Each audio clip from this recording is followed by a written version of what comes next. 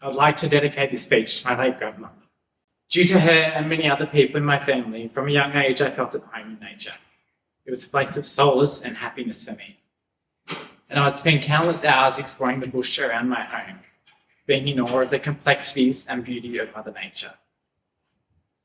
This upbringing has been influential in the way I live, and I feel incredibly grateful and privileged to have been able to have this experience.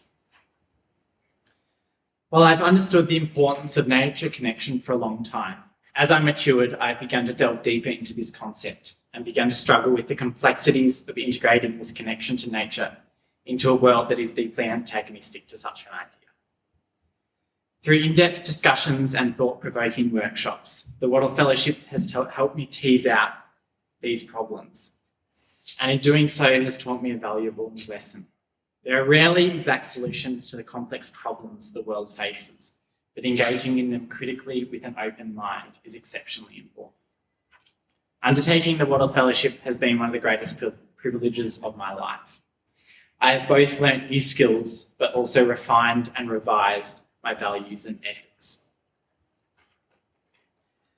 The fellowship has opened new doors to places I never knew existed and enabled me to see the real-world examples of alternative ways of change making. I attended the Social Enterprise World Forum in Brisbane, where I learnt of the power of alternative forms of business in creating change.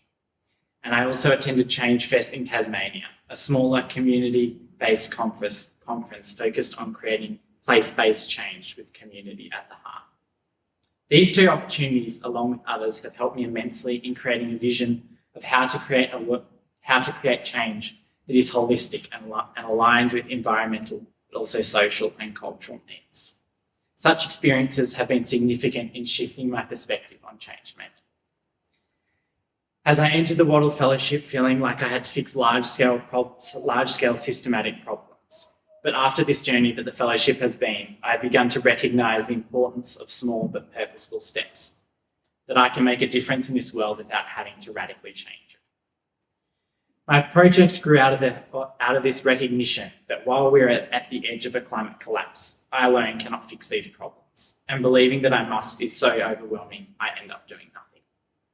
While the world needs changing in dramatic ways that many of the fellows and people in this room are doing, I felt that giving people simpler, easy-to-achieve solutions is vital to ensure that we don't get stuck down by this feeling of hopelessness. Creating simpler solutions to complex problems is, however, not easy. I took time to explore what my action project would entail, and out of this emerged Gardens for Climate, a simple planting guide to help people plant their gardens to survive and thrive under changes in climate. Building resilience into residential gardens is vital.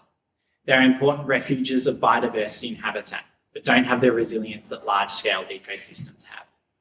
Ensuring that we have biodiverse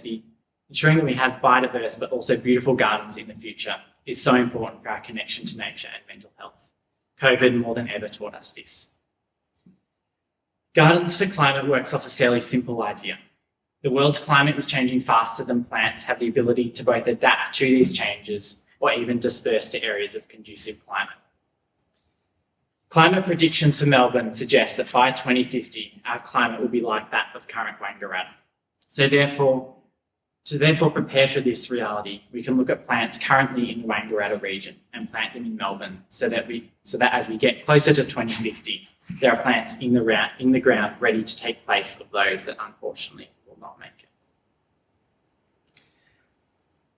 I leave you with an idea that has come out of my project creation and has given me inspiration and drive for when I have been overwhelmed and anxious by the state of the world's climate and biodiversity. We all hold in our hands the information and ability to make the world a better place.